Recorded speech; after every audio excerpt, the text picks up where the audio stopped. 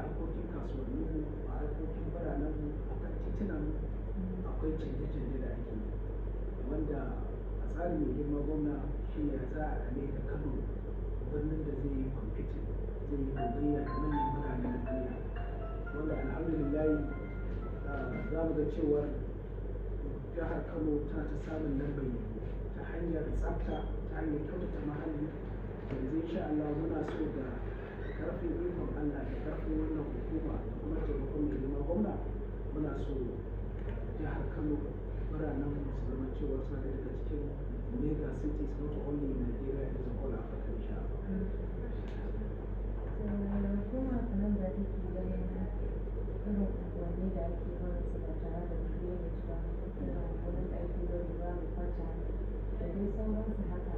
wanda ake haddasa awon igiya da za ka gani an yi unguwanni ba kasari wanda ko an samu fire outbreak ba ga hanyar da ta sami kasashen sosai. To alhamdulillah zuwan mai girma gwamna da kuma karfafa gwiwa da yake ba wannan hukuma, mun fara shiga ƙauyuka birni da sabo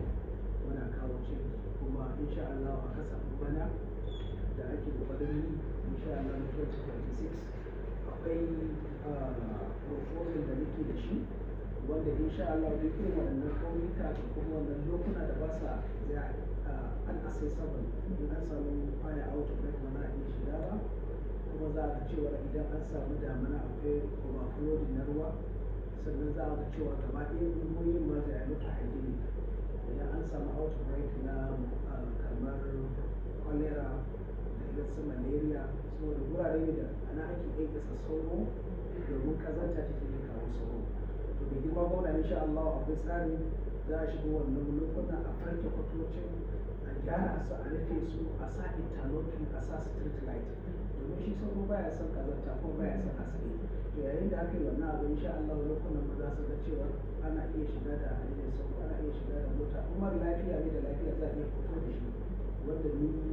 a unguwa ta fara wannan aiki a yarka sani yanzu ka shiga lokacin da babur ma ba zai iya wucewa ta cikin kwanciyar hankali ba, amma yanzu a daina sauro ya shiga har mota ta iya shiga. So wannan sun fita gani a cikin birane